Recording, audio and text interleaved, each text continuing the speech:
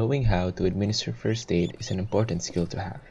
And I say skill because it takes practice and knowledge to properly perform one. Acquiring this asset will give you the confidence in helping people whenever an accident occurs. It can and will save lives. But there's a downside to it. Not everyone is capable of performing first aid with self-efficacy, but instead, a lot of people tend to be reluctant and scared under such circumstances. This inhibits people from administering first aid properly or at all, causing further implications to the victim that needs immediate medical attention. Now, why do people feel this way and where does it come from? Well, there's a lot going on here. It mostly boils down to psychological factors that arise during these unforeseen circumstances, causing unwanted emotions. And this, in combination with how first aid is taught and maintained, leading to insufficient knowledge. In short, people tend to forget the information they've gained when they took the course. And this may be a cause of ineffective education, putting onlookers in a position half knowingly what to do, causing a state of insecurity, frustration, and reluctancy to act. This is a scenario that should be avoided in our design. It is also important to consider the effect an unforeseen circumstance can have on the emotions of people. Imagine performing first aid on someone and not hearing from the victim after they've been taken to the hospital. You then start feeling doubtful of your actions. Questions starts to pop up. Were you actually able to help? Did you administer first aid properly? Did the victim survive? These thoughts can be a burden to carry. We came up with a number of themes summarizing the information that we have gathered throughout our research. The themes we came up with are a comprehensive learning experience, the willingness to help in people, effective communication, emotional reassurance, feelings of reluctancy and effective education, physical limitations of people, and unforeseen circumstances where accident takes place and first aid comes to play. And these themes were further grouped into three categories: what we want to incorporate, what we don't want, and what we have to take into account. Having these themes made it clear for us to consider which aspect of first aid needs the most attention, helping us to converge into ideas, intervening in design space opportunities that gave way to three concepts, each playing a different role on a societal and individual level. On an individual level, having taken into account how difficult it is to maintain the adequate skill level of first aid, why not provide them external help during an accident while making use of their presence at the scene?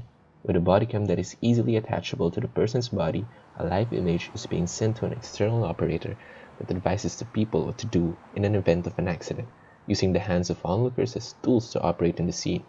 This device will also provide emotional support during and after an accident.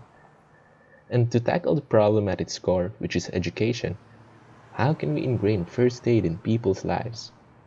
This can be done by implementing first aid knowledge at a young age at school.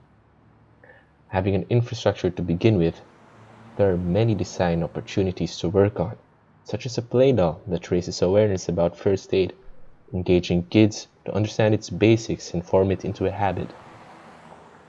And for our chosen concept, this involves incorporating the already present City Watch of Antwerp into our design to give them the extra function, tools, and knowledge necessary for first aid.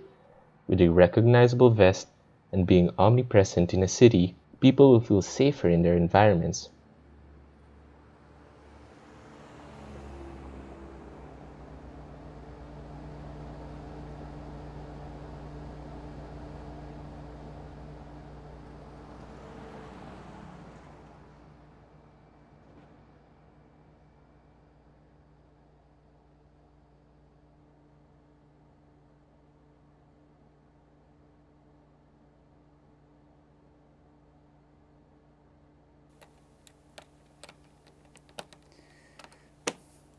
Okay, so I'm sitting here in my man cave, building this entire Lego set to to find out that I don't have the right filters. Actually, I just lost them, and I can't make this awesome stop motion film now. So I have 1 minute and 40 seconds left to make an entire. Okay, let's just go straight to the point. So we have a person named Kevin. Kevin is a safety guard, or maybe even let's just call him a something guard because we haven't decided about the name yet. And after having taken his breakfast, Kevin goes to work. Okay, he goes to work, voila. Where he will get a whole list of tasks. Those tasks are essentially the same as the one of a city guards, like the persons with their purple vests. But Kevin knows a lot about first aid, and that is an important one because we are going to focus our project around this fact. Um, because we want to change the perception people have about those city guards. So by creating an elite unit of city guards, we want to try to make people uh, approach those persons if they have questions or situations where they need help in first aid.